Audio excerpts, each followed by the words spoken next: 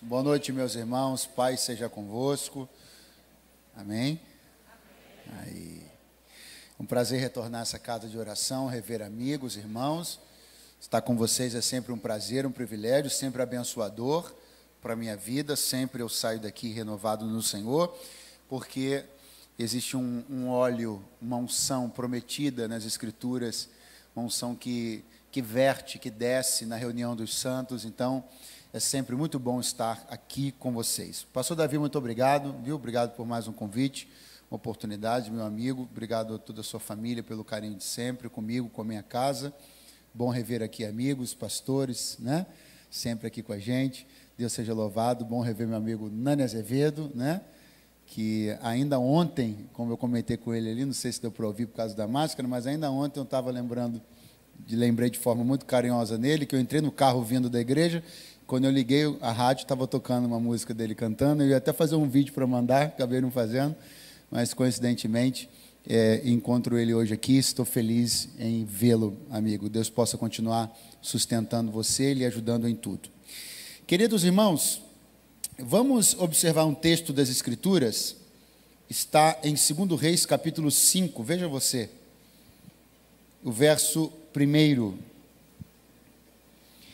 Graças a Deus, bom rever a minha querida irmã Raquel Melo. Que bênção, né?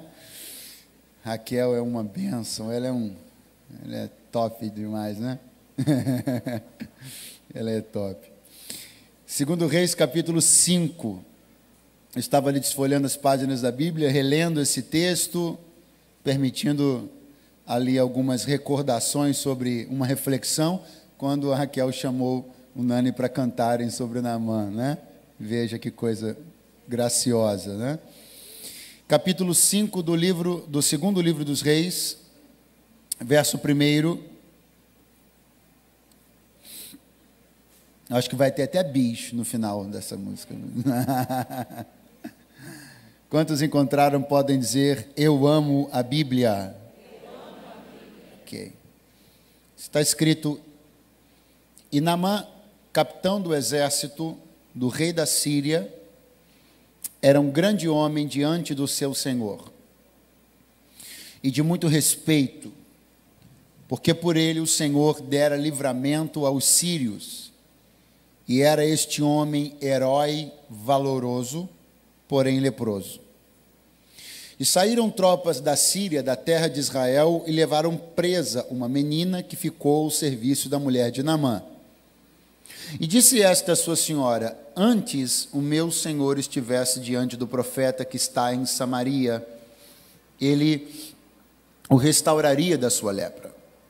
Então foi Naamã e notificou o seu senhor, dizendo, assim e assim falou a menina que é da terra de Israel. Quantos podem dizer amém?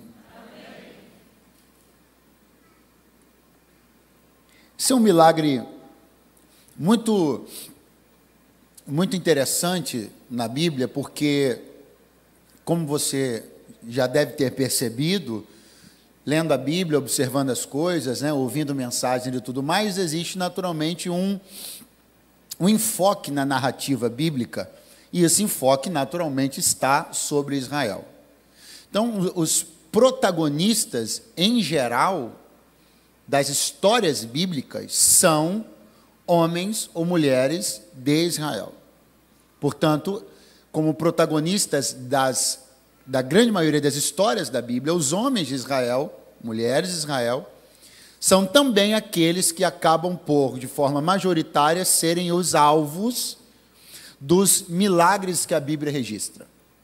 Mas, volta e meia, sempre por uma razão muito pontual, específica, muito interessante, alguns estrangeiros acabam entrando no caminho da narrativa, que tem seu enfoque, naturalmente, em Israel, e alguns desses estrangeiros acabam por ser favorecidos ou receberem milagres de Deus registrados nas páginas da Bíblia. E dentre estes estrangeiros, eu acredito que o mais famoso dos estrangeiros que recebeu um milagre de Deus seja exatamente este personagem.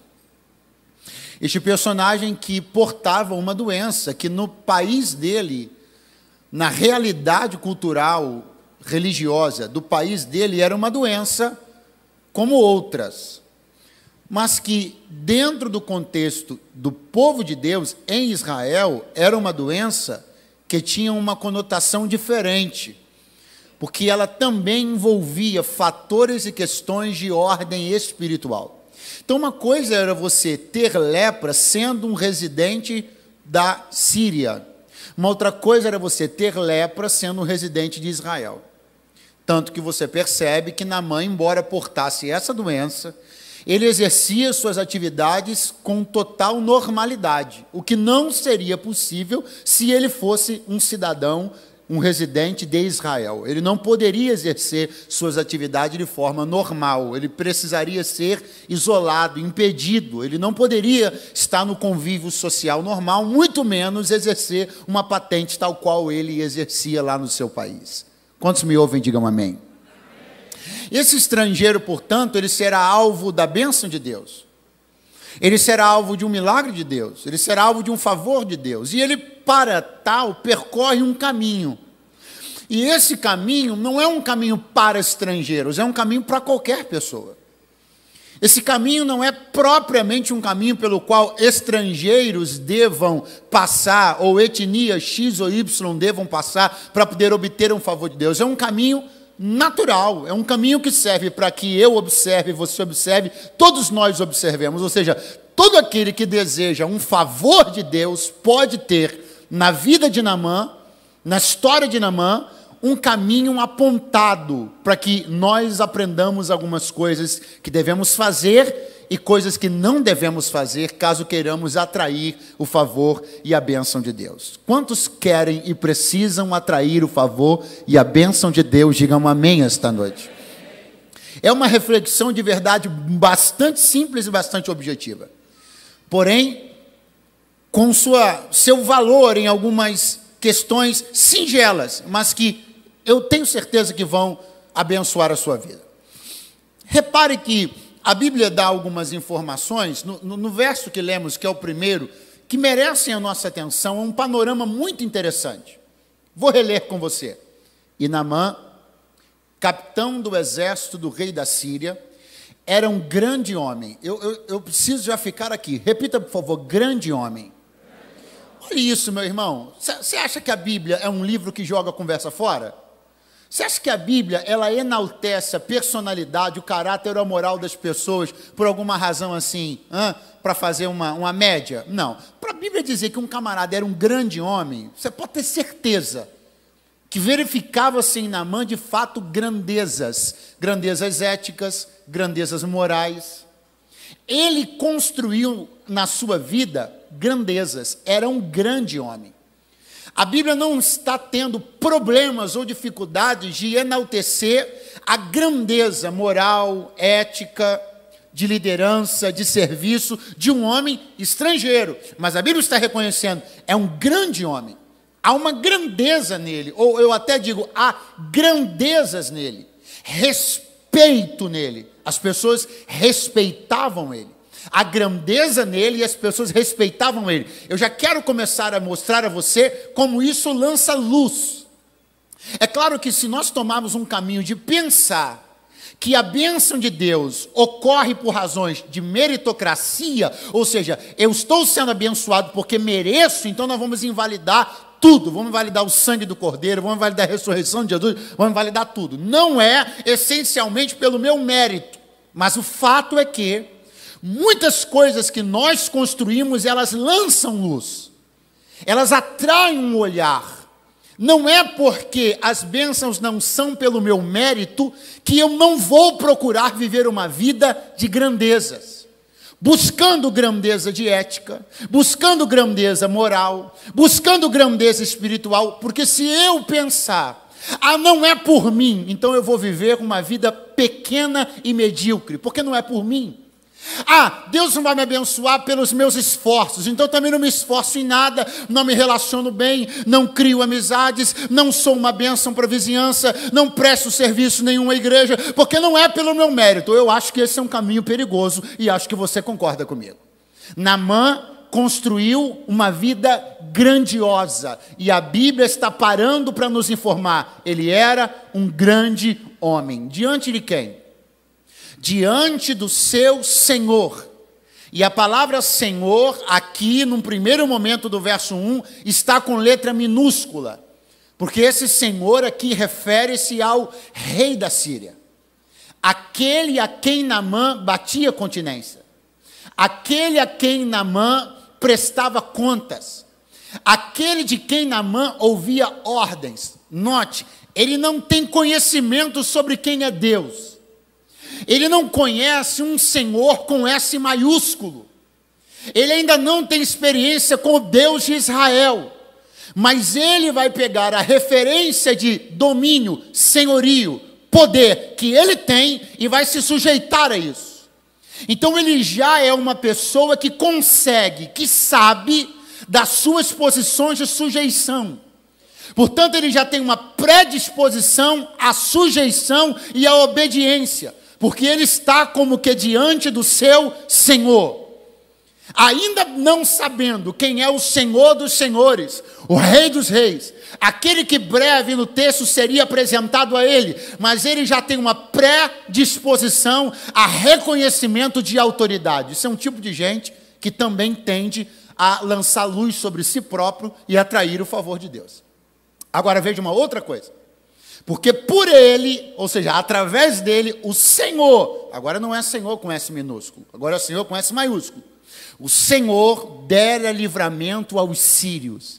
Eu vou falar uma coisa que você já sabe, só vou te lembrar. Veja o que a Bíblia está lembrando para mim e para você.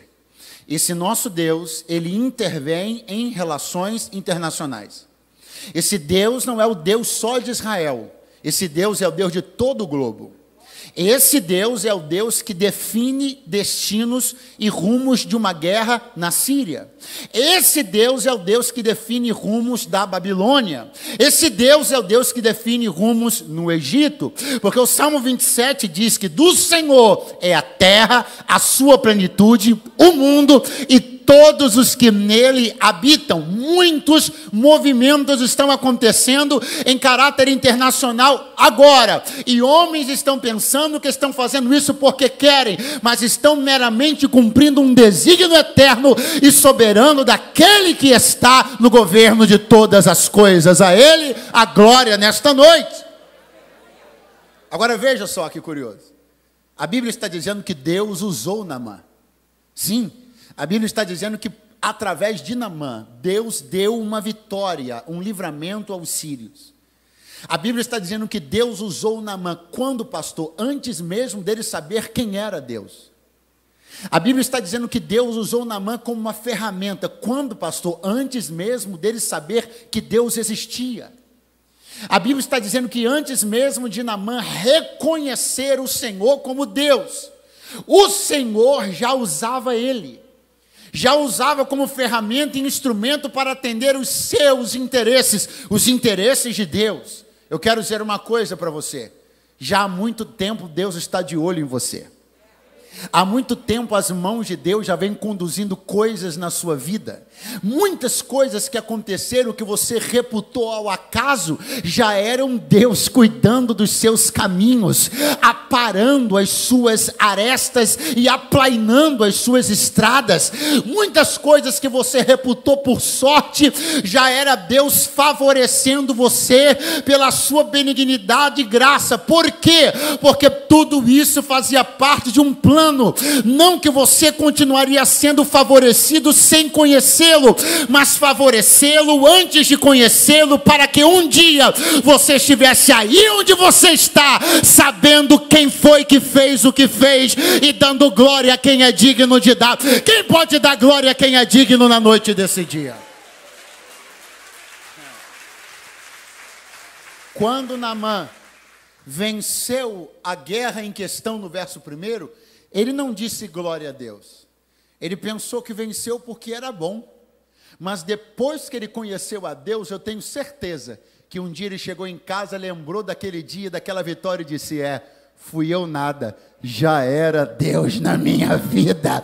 Comece a se lembrar, depois que você conhecer a Deus, comece a se lembrar de coisas que em épocas anteriores você reputou para o seu próprio sucesso, poder, articulação, né? Nobreza, grana, relacionamento, mas agora eu sei, já era Deus me ajudando, já era Deus me favorecendo. Esse é o homem. Esse é o homem que tem uma enfermidade. O texto no verso 1 ainda complementa. Por ele o Senhor dera livramento aos sírios. E era este homem, herói valoroso. Olha a Bíblia agora adicionando mais uma coisa que a Bíblia não confere para qualquer pessoa. Olha do que a Bíblia está chamando este homem. Repita após mim: herói valoroso, vírgula, porém leproso. A grande pergunta que fica quando a gente lê o finalzinho é o seguinte: que tipo de força, que tipo de tom você quer dar a esta palavra aqui? Qual palavra? A palavra porém. Porque você tem uma escolha quando você lê isso aqui. Tem uma certa subjetividade. Você pode ler e dizer assim: ele era herói valoroso, porém leproso. Puxa, então o fato dele ser leproso desmerece tudo que veio antes. Ou você pode escolher um outro caminho. Você pode entender que na vida de quem construiu tudo que Naamã construiu, a lepra era só um porém. Há uma grande questão no peso e na capacidade que algumas coisas têm e exercem sobre alguém. Por que duas pessoas têm o mesmo tipo de problema? Uma está dinamitada e a outra está de pé. Qual é a diferença se duas pessoas sofrem a mesma coisa, estão na mesma luta, mas para essa pessoa X, aquilo colapsa ela, para a pessoa Y, ela continua indo, voltando, crendo, crescendo, acreditando. Por quê? Porque o peso do leproso sobre quem não construiu nada é um. O peso desse leproso sobre quem construiu o que Naamã construiu é outro. Você é quem vai decidir qual peso as lutas terão sobre você, depende das bases que você construiu. Para alguém, um vento joga ele no chão. Para outro, um vento, ele faz assim, ó. Para uma notícia acaba com a vida dele. Para o outro, a mesma notícia, ele consegue revirar aquilo, encontrar forças e continuar. É por isso que você tem que voltar lá no início e perceber que a Bíblia está pegando um estrangeiro e dizendo para mim e para você: construa grandezas, grandezas éticas, grandezas morais, reconheça o Senhor, entenda que Ele já vinha guardando e ajudando você há muito tempo, perceba que Ele vinha intervindo em guerras antes mesmo que você o conhecesse. Seja uma pessoa valorosa, desenvolva atos heróicos em prol das pessoas que você ama, porque se você construir esse tipo de vida, lepras, dores, dias maus, dias de trevas, vales de sombra de morte, para você serão só um porém depois de uma vírgula, porque você tem mais coisas do que isso. Glória a Deus. Aleluia.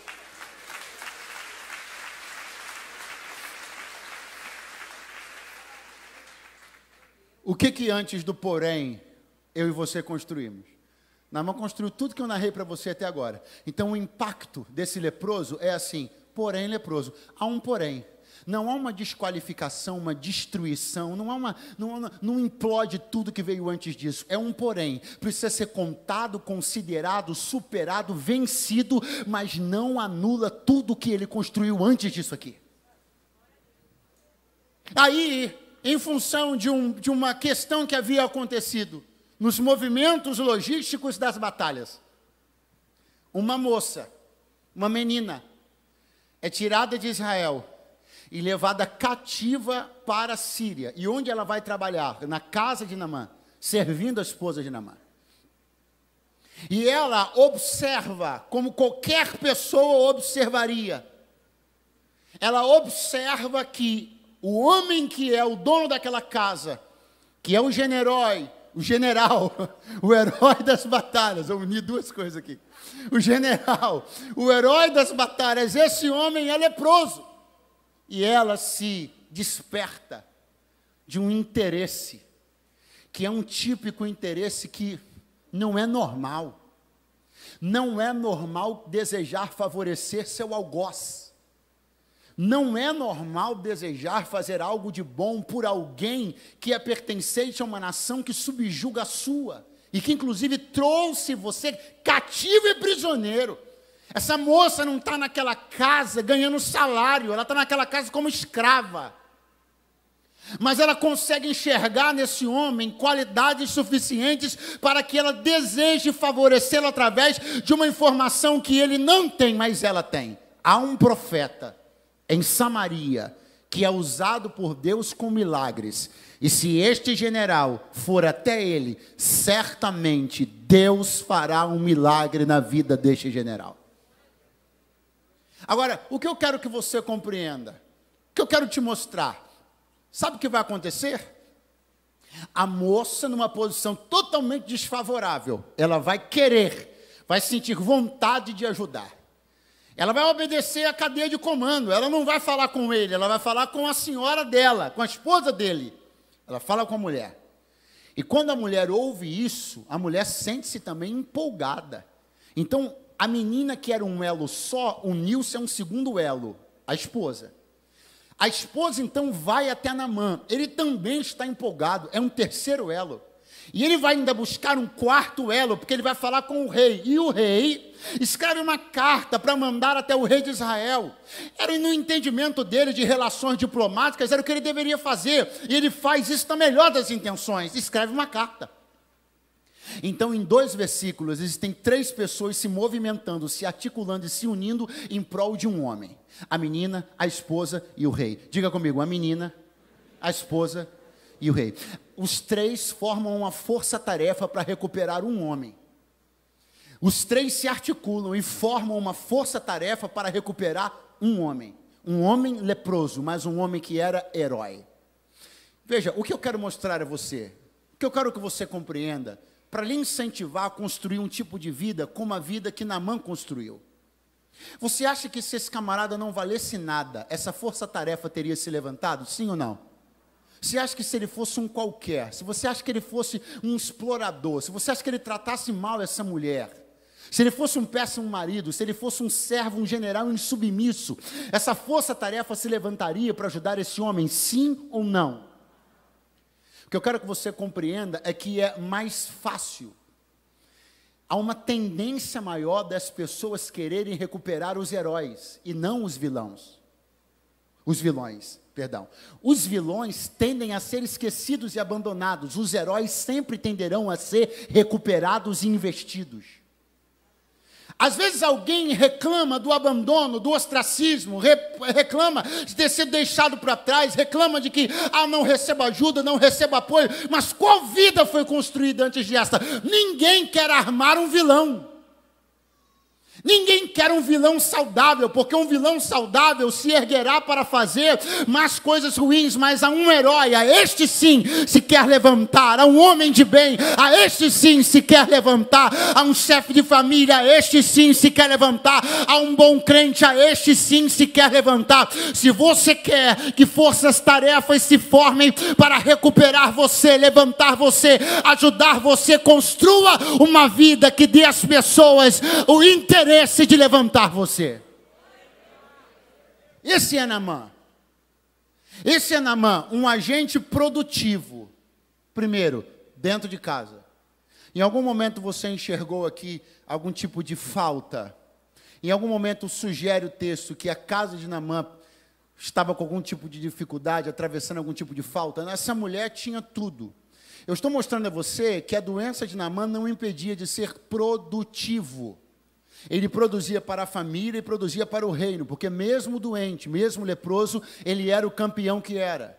Mesmo leproso, ele dava ao rei as vitórias que o rei queria. Então ele é leproso, mas ele dá à esposa o que a esposa precisa. Ele é leproso, mas ele dá ao rei o que o rei quer. Então a roda está girando, é isso que eu quero que você entenda. A engrenagem está funcionando, a produtividade não para, mas ainda assim, essas pessoas não querem um homem que produza, elas querem um homem que esteja saudável. E eu preciso dizer a você com muito carinho de que tipo de pessoa você precisa se ausentar rapidamente. daquelas pessoas que para elas pouco importam a sua saúde, desde que você continue produzindo. Se você por alguma razão estiver próximo nos seus convívios sociais, familiares, de pessoas que você perceba que para elas, suas dores, suas feridas por detrás da armadura não importam, desde que você continue trazendo os mesmos presentes, fornecendo o mesmo dinheiro, bancando as mesmas viagens, então saia de perto dessas pessoas, porque as únicas pessoas que merecem seu amor e a sua atenção são aquelas que não querem, não enxergam você como um caixa eletrônico, mas que querem sua saúde, não só sua produtividade, mas sua saúde também. Se existe um tipo de coisa, se existe um tipo de pessoa que eu não quero proximidade, não quero relacionamento, não quero comunhão, não quero mesa, não quero.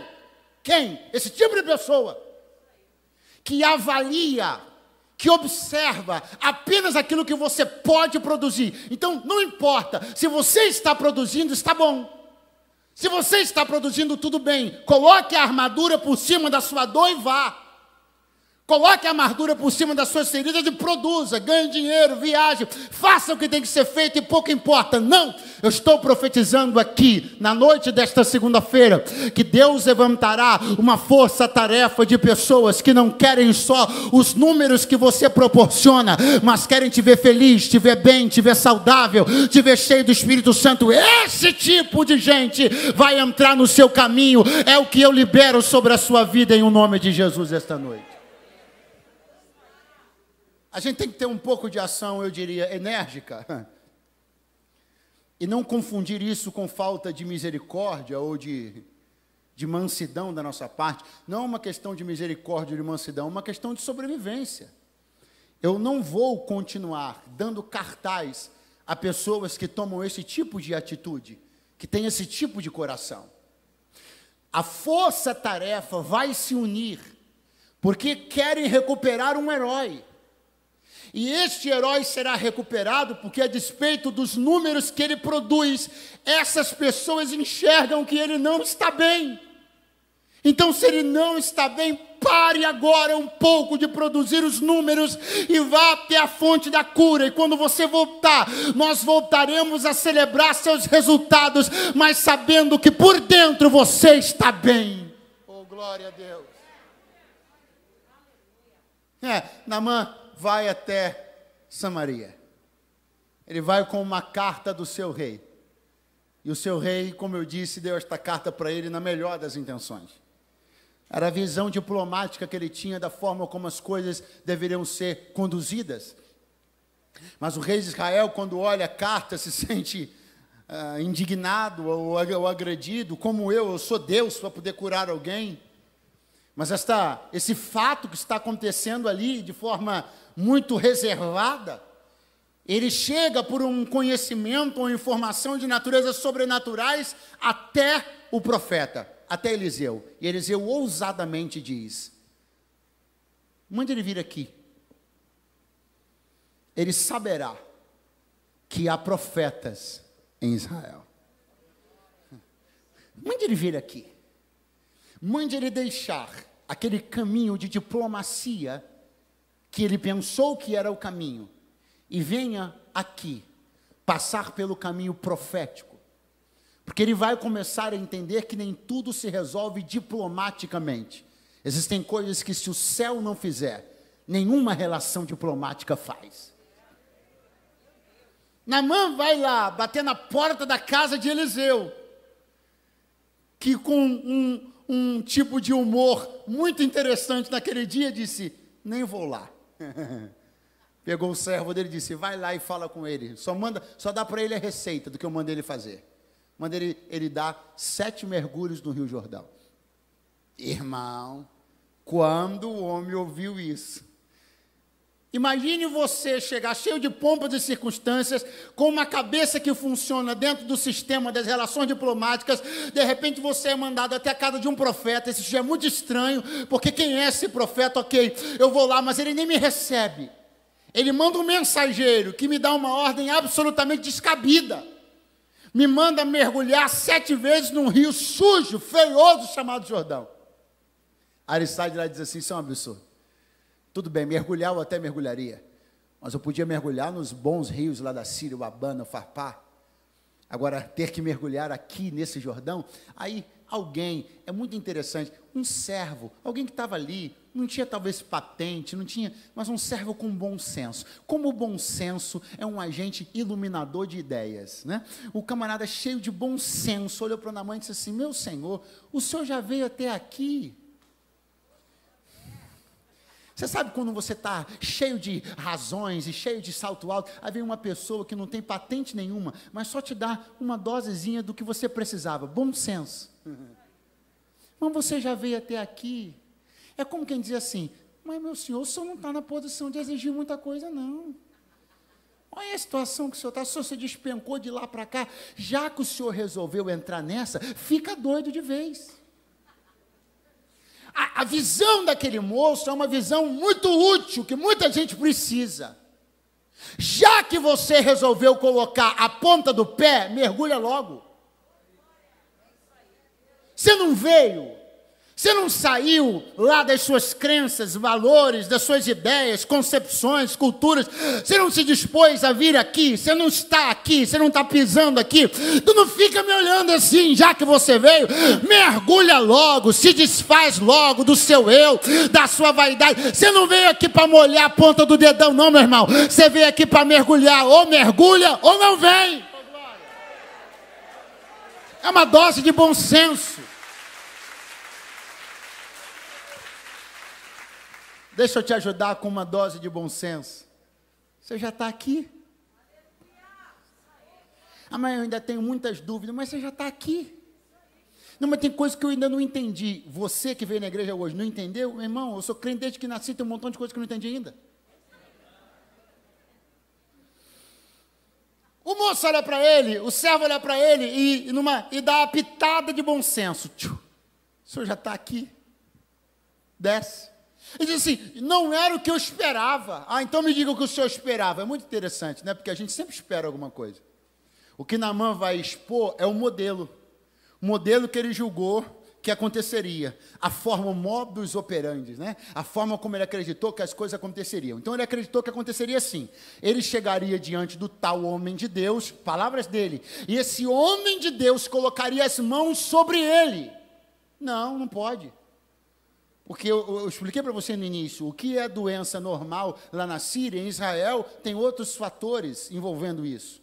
Eliseu jamais colocaria as mãos sobre Naamã. Mas Naamã tem um modelo pelo qual ele pensa que as coisas vão acontecer. Esse modelo é baseado em quê? Ei, com quem eu estou falando aqui? Esse modelo é baseado em quê? Nas suas crenças, valores, sua cultura, o que você foi ensinado, o que você viu, o que você aprendeu, as construções ideológicas, filosóficas, político-partidárias. Tudo isso faz com que a gente monte uma forma. A gente pisa aqui e diz assim: eu acho que vai ser assim, assim, assim, assim. Aí Deus olha e diz: não vai ser nada disso. Porque você precisa entender que num ambiente como esse, Deus não costuma ratificar os nossos modelos, Ele costuma retificar os nossos modelos. Você está pensando que Deus é aqueles engenheiros de meia tigela que você paga 500 conto, eles assinam qualquer projeto? Está pensando que Deus recebe as nossas ideias e dá uma canetada para a gente se sentir bem, dizer assim: Deus aprovou? Você pode trazer tanto projeto que você quiser, mas se prepare para Ele rasgar tudo e fazer tudo de novo. E quanto mais inflexível você for, mais você vai apanhar. E quanto mais você chegar aqui para dizer: eu vim para que se cumpra em mim a tua vontade, não a minha, as coisas vão acontecer mais rapidamente do que você imagina. Sabe, essa casa não é uma casa de...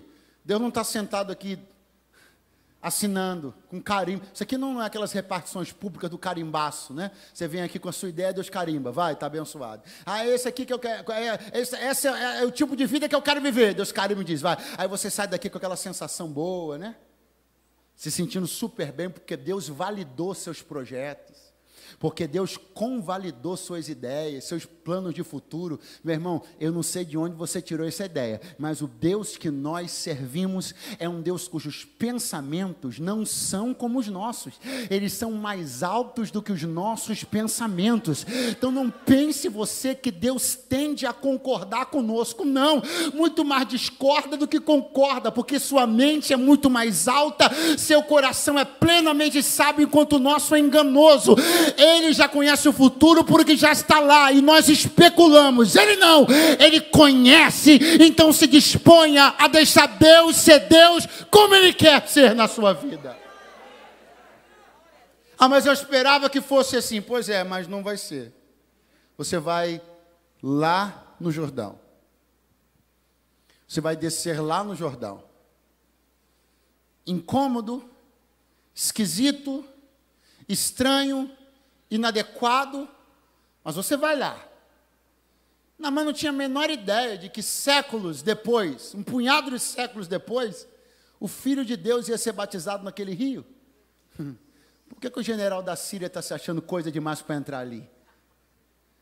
Foi no rio Jordão que Jesus foi batizado, sim ou não? Sim ou não? Claro, irmão, não foi lá em Tinguá, igual eu fui. Não, foi no Jordão. Aleluia. Então, Jesus, Jaceruba, aleluia. Não fica com essa cara, você conhece Jaceruba sim. Eu conheço Maldivas, conhece Jaceruba, que eu sei, que eu te conheço lá de Nova Iguaçu, pode parar, aleluia. Pensa que eu não sei de onde você veio? Aleluia. Se esconde não. Então veja. Agora, eu quero construir uma ideia com você para encerrar. Veja o que Deus está trabalhando, o que Deus está fazendo. Eu não gosto, não quero, torço o nariz, mas é o que Deus costuma fazer. O que Naamã tinha trazido para Israel?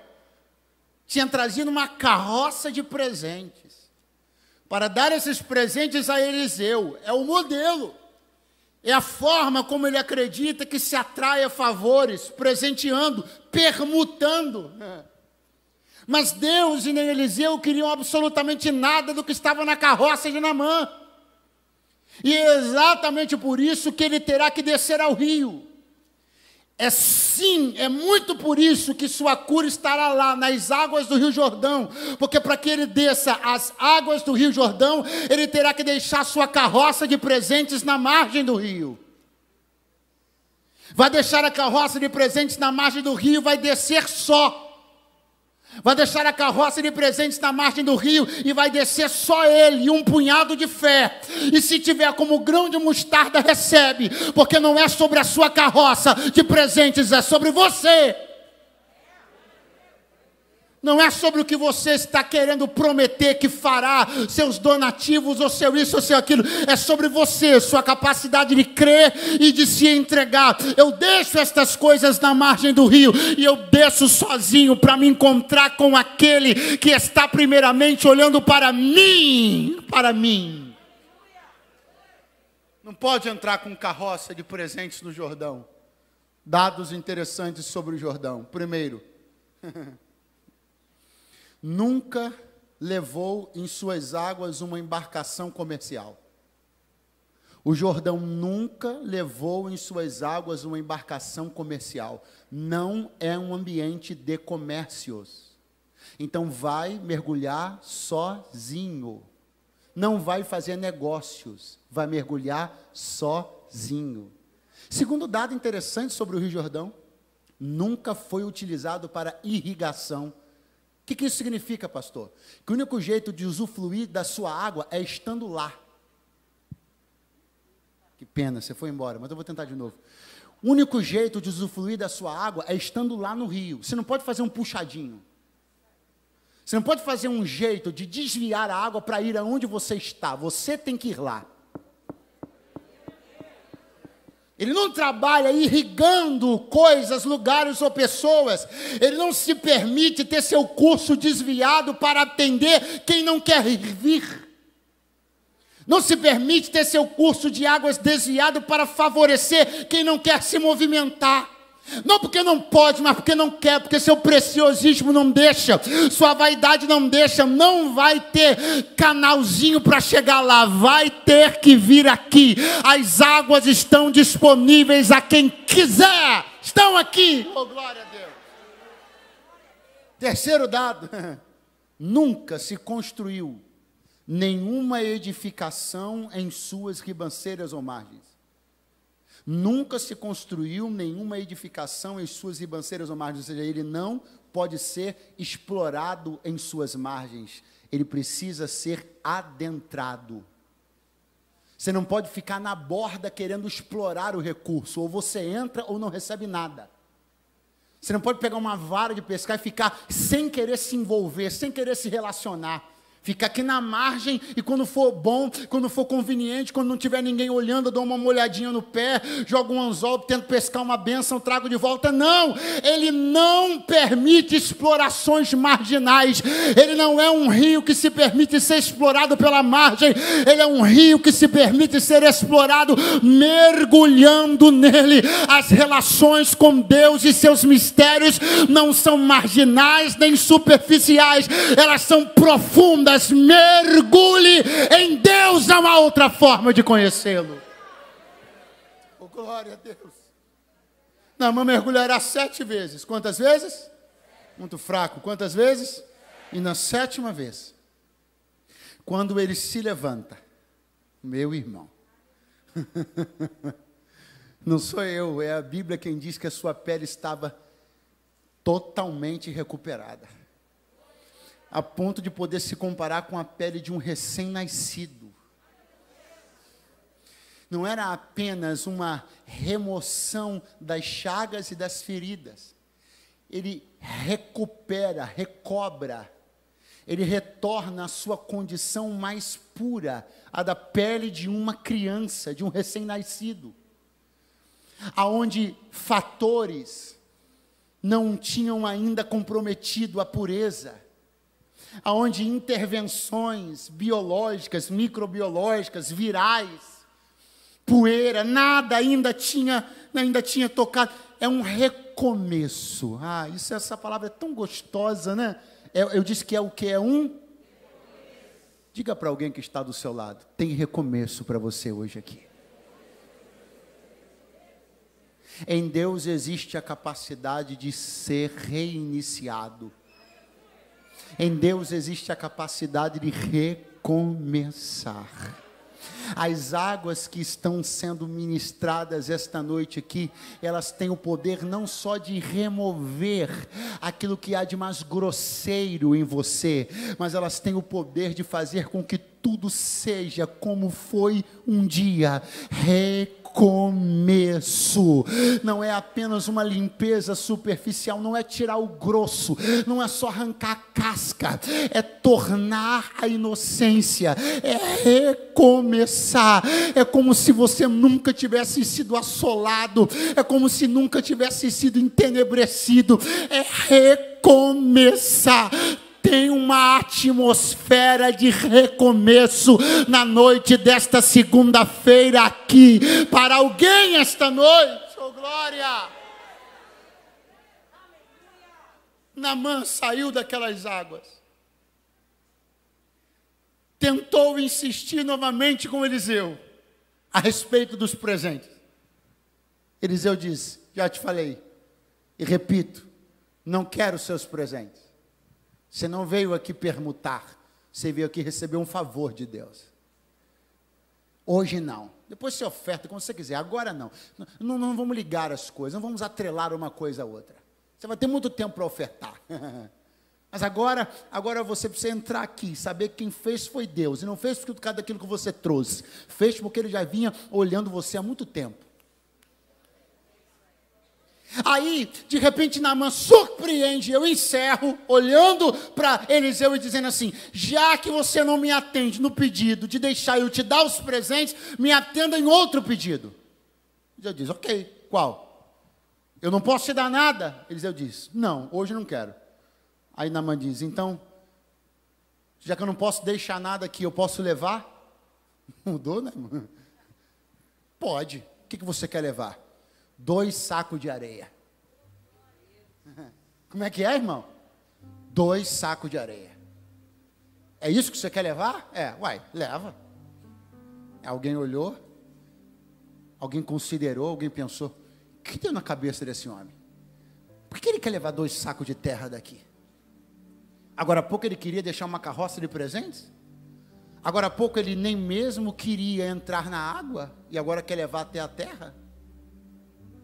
Agora há pouco ele torcia o nariz para os métodos e agora ele quer levar até souvenir? Aí ele explica para Eliseu e diz: eu vou explicar a razão do meu pedido inusitado. Eu quero levar isso, porque eu quero chegar lá na minha terra, lá no meu país, e eu quero erguer um altar para o Deus que eu conheci aqui. E eu vou erguer esse altar com a terra que eu vou levar daqui. E eu quero dizer para você, como homem de Deus, eu tenho responsabilidades e coisas que eu ainda preciso fazer lá. Mas qualquer uma dessas coisas que eu tenha que fazer lá, elas serão protocolares, porque o meu coração não está mais naquelas coisas, o meu coração está no Deus que eu conheci aqui, e eu quero levar um pouco do que há aqui, lá para a minha casa. Eu vou construir os meus altares, não usando as coisas de lá, eu quero usar as coisas daqui. Eu quero erguer novos parâmetros. Eu tinha uma moral, eu tinha uma ética, ela tinha valor no meu mundo, mas eu não quero mais erguer os altares com base nas minhas areias, minhas colunas, minha ética, minha moral, meus valores. Eu quero erguer altares com aquilo que eu tiro daqui. O que eu ouço aqui, eu erguerei na minha casa. O que eu aprendo aqui, eu levarei para a minha casa. O que eu absorvo aqui, eu levarei para a minha casa. Eu cansei de levantar altares com as areias da minha moral. Eu estou jogando a minha moral no chão, estou jogando minha vaidade no chão. Eu vou levar o chão desse lugar e vou erguer um altar na minha casa. Que lugar, que tempo é esse? Que hora é essa? Que fase é essa? É quando você começa a entender que os seus materiais já não podem continuar sendo tudo aquilo que você tem para erguer as coisas. Sua moral, seu achismo, sua razão, sua opinião. Muita coisa não está dando certo. Por quê? Porque você ergue seus padrões, seus parâmetros, seus altares com base em você, nas suas filosofias, no seu aprendizado, suas crenças, seus valores. Porque você não experimenta pegar 2 sacos e encher da terra desse lugar, daquilo que você ouve aqui, daquilo que você aprende aqui. Pastor, mas aí pelo que eu percebi até agora aí do que o senhor falou e tal, dos errinhos que o senhor cometeu aí de português, eu não vou levar essa terra daqui não, porque eu tenho muito mais. Ah, você não entendeu nada. Com essa sua oratória aí que eu ouvi aqui, não gostei tanto assim. Eu não vou levar disso daqui, porque o que eu tenho lá em casa é melhor. Eu tenho uma sala de troféus, tenho uma sala de diplomas, eu tenho uma gaveta de passaportes carimbados de capa a capa que eu já rodei esse mundo inteiro. Então continue erguendo os seus altares com a sua areia frágil, da sua vida frágil. A terra que te oferecemos é de valores eternos.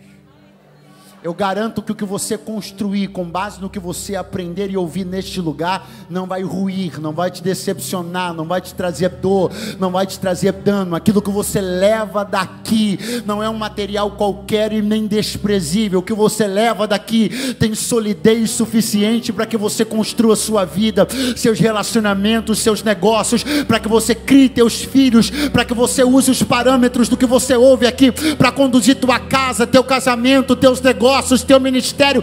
Chega das tuas areias fracas, das tuas ideias fáceis. Começa a trazer robustez para as construções da tua vida. Usa a terra desse lugar. Oh, glória.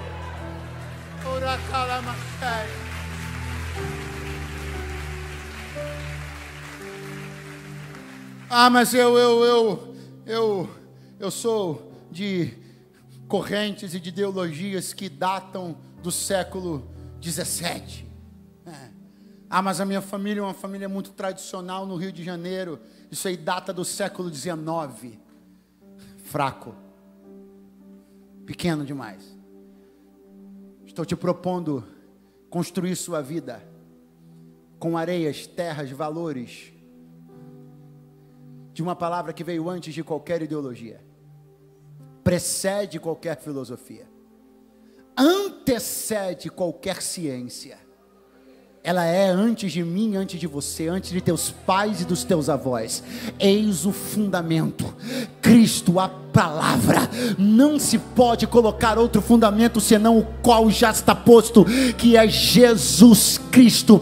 Ele é o verbo vivo de Deus, Ele é a palavra. Experimente abandonar suas ideias, filosofias, e experimente abandonar sua ética e sua justiça. Mas eu sou justo, mas diz a Bíblia que tua justiça é como trapo imundo. Justo é Ele, bom é Ele, reto é Ele, grande é Ele.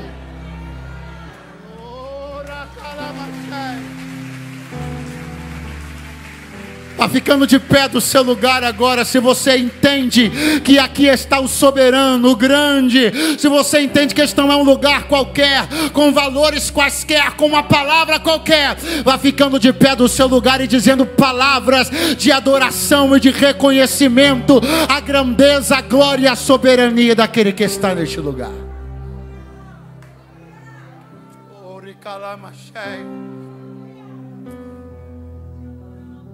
Pode ter bis, Raquel e Nani? Pode ter bis? Pode ter bis?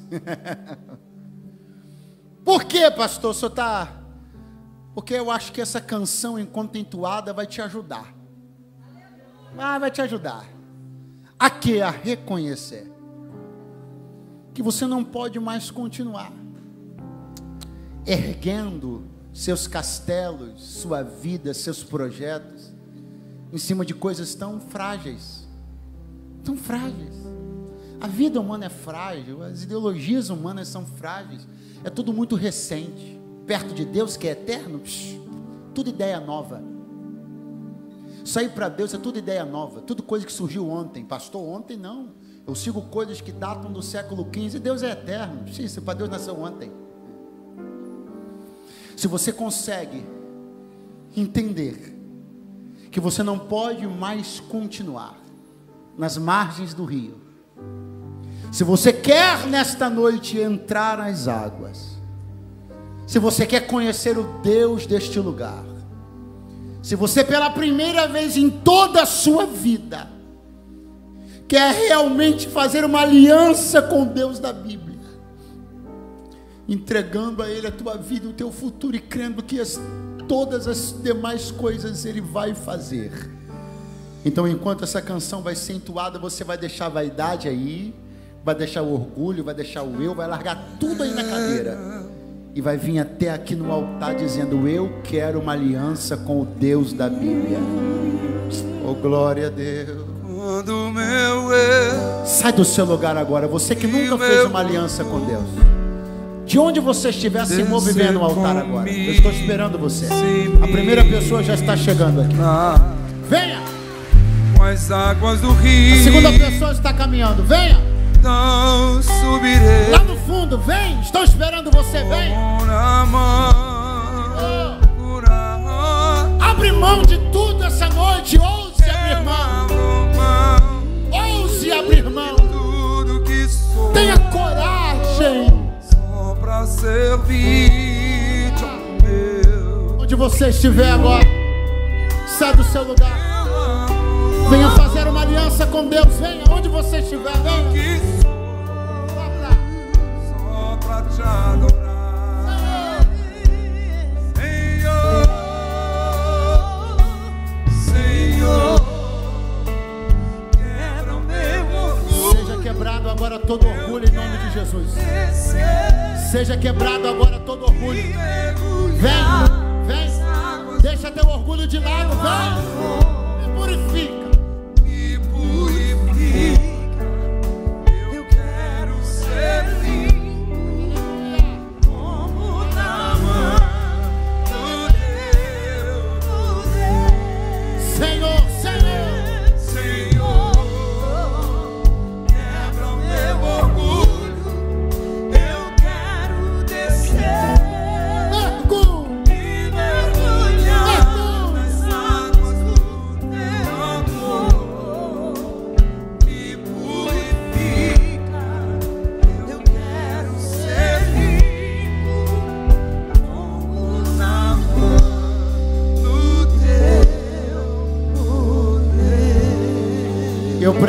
falar com alguém esta noite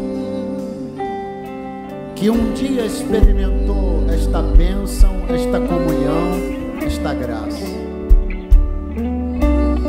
mas alguma coisa tirou você de dentro do rio e levou você para a margem de novo. Alguma coisa que você ouviu e não soube processar. Alguma coisa que aconteceu na sua vida e te levou para longe de Deus. Na noite desta segunda-feira, eu quero em nome de Jesus dizer para você: o seu lugar no reino de Deus está esperando você. Você pode voltar. Ei, você está me ouvindo? Você pode voltar, não só pode, você deve voltar. Eu não sei quais vozes andaram dizendo que você não tinha direito de tentar de novo. Não sei quais vozes disseram para você que você não deveria tentar mais ser crente. Mas eu anulo e repreendo essas vozes no nome de Jesus e te digo: você pode tentar servir a Deus outra vez. E vou além, dessa vez você nunca mais vai sair da presença do teu Senhor. Aonde está uma pessoa que está afastada de Jesus e da igreja até agora, mas quer voltar para a casa do Pai nessa noite de segunda-feira da vitória? Sai do teu lugar correndo, me dá um sinal com a mão e vem até o altar.